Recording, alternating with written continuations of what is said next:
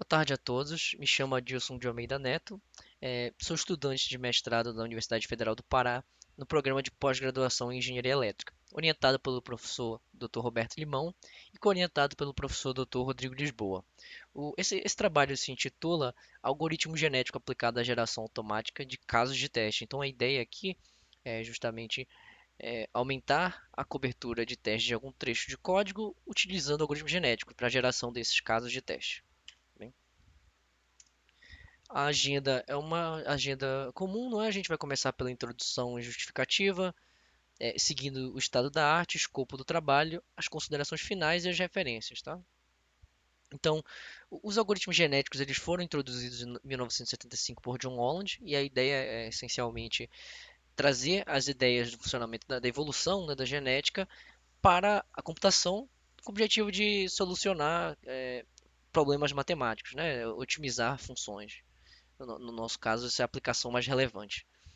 Então, em 2020, a gente também teve algoritmos genéticos com uma fase de interação social que que servem um propósito interessante para controlar a explorabilidade, no caso, as propriedades de busca global e local do algoritmo genético, que é muito interessante para o caso de geração de casos de teste. E eu vou falar um pouquinho mais na frente sobre isso, tá?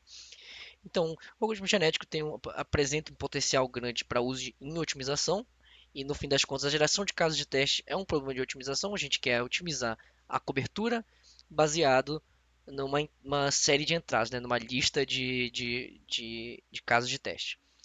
Por vezes, às vezes a solução analítica ela é possível, isso é possível de se implementar, mas muitas vezes não é viável. Até, digamos, se eu tiver uma função com 20 variáveis reais, a gente não tem uma função fechada para isso, né? Ela vai fazer uma série de operações com esses números e não dá para fazer uma solução analítica.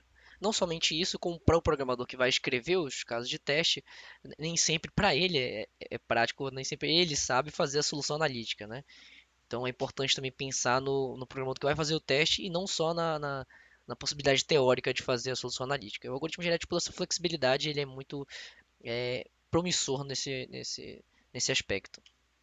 Tá? A gente sabe que testes representam cerca de 50% dos custos atrelados à produção de software, então isso mostra a relevância, né, de a gente ter alguma automação nessa área para economizar custos na produção de software. E eles trazem basicamente três pontos, né? Que é a garantia de qualidade, de regressão e dá um pouco de flexibilidade do código. Mas falando um pouco sobre qualidade e regressão, a qualidade ela existe porque a gente tem uma garantia de que o código se porta, né? Funciona da forma como a gente espera que ele funcione. Porque tem um teste provando que, com dado uma certa entrada, ele vai fazer isso. A gente tem uma garantia de regressão, ou seja, quando o programador vai lá e adiciona uma nova funcionalidade, rodando os testes, a gente sabe que a funcionalidade anterior não foi modificada, ela continua funcionando da mesma forma. E um foco grande desse trabalho é justamente a praticidade e a flexibilidade dessa aplicação. Então a gente quer que o programador ele consiga criar testes usando essa framework, né? Consiga usar esse algoritmo genético sem se comprometer muito a implementar coisas. Ele consiga, por exemplo, com poucas linhas de código, fazer um código de geração dos casos de teste para ele usar na base dele. Tá? E o estado da arte, a gente sabe que existem ferramentas com este objetivo, com testes automatizados. Aqui a referência é MacGyver, mas se, a biblioteca em questão é a biblioteca Hypothesis, que é usada em Python para uma série de aplicações e ela gera casos de teste de forma automática. No entanto, não é uma geração inteligente, pelo menos não até o momento, é mais uma geração baseada em casos de exceção. Por exemplo, inserir zeros, testar com nulls, testar com números negativos muito grandes, testar com números, digamos, o maior inteiro possível.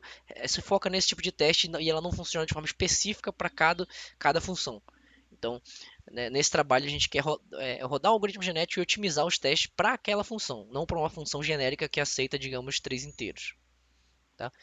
A gente tem a utilização do EG para esse tipo de problema, para geração de casos de teste, por Sharma em 2016, e também existe a comparação de algoritmo genético com Hill Climbing.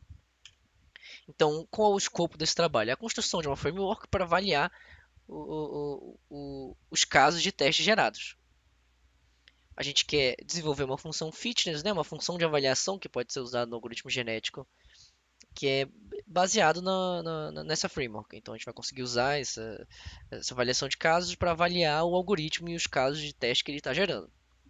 A gente vai desenvolver um algoritmo genético com interação social e o hill climbing para otimização da geração dos casos de teste para funções com entradas reais.